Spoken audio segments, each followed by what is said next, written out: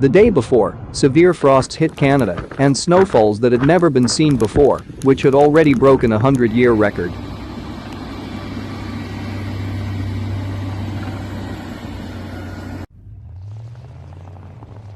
The most significant snowfalls hit the provinces of Ontario and Quebec. Cities such as Toronto and Ottawa suffered.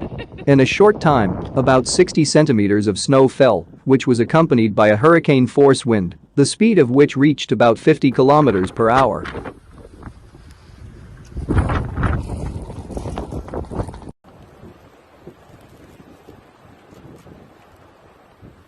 In many cities, public transport has almost completely stopped.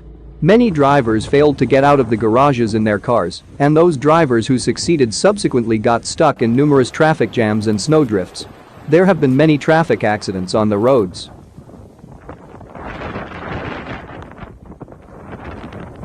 The airport was temporarily closed, and there were major flight delays. Many large tracks were closed until special services cleared snow on them. Schools were temporarily closed.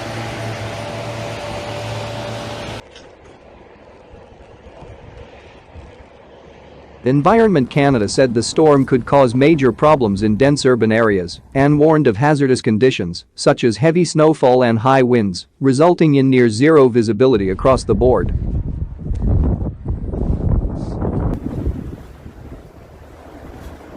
Local authorities are urging Toronto residents to limit travel by private vehicle as a severe snowstorm continues to hit the area.